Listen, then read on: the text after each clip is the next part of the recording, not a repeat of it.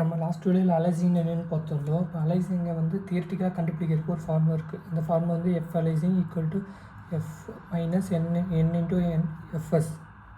இங்கே எஃப்எஸ்ங்கிறது sampling frequency, என்னங்கிறது closest multiple, எஃப்ங்கிறது வந்து டோன் ஃப்ரீக்வன்சி. நம்ம இங்கே டோன் ஃப்ரீக்வன்சிக்கு வந்து 6 கிலோஹெர்ட்ஸ் எடுத்துக்கிறோம். நம்ம சாம்பிளிங் ஃப்ரீக்வன்சி வந்து 8 கிலோஹெர்ட்ஸ். ஆனால் இதில் வந்து சாம்பிளிங் ஃப்ரீக்வன்சி 8 கிலோஹெர்ட்ஸ்னால் அதில் வந்து மேக்ஸிமம் டோன் ஃப்ரீக்வன்சி வந்து 4 கிலோஹெர்ட்ஸ் தான் இருக்கணும்.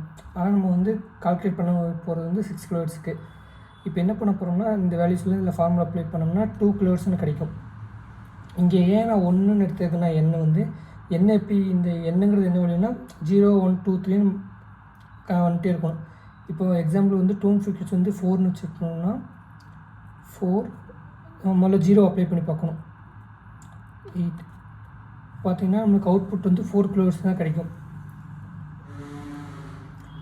1 வச்சாலும் 4 கிலோஹெர்ட்ஸ் தான் கிடைக்கும். அப்போ வந்து நம்மளுக்கு இது வந்து அலைசிங்கே கிடையாது. ஆனால் இப்போ வந்து 0 வச்சோம்னா -6 கிலோஹெர்ட்ஸ் கிடைக்கும்.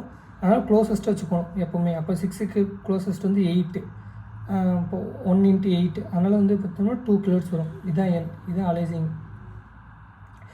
நெக்ஸ்ட் வீடியோவில் இதை எப்படி இது பண்ணலாம், டேன் டேல்ஸ் ஃபில்டரிங் அதெல்லாம் பார்க்கலாம். அதுக்கு ஃபாலோ பண்ணிக்கணும்.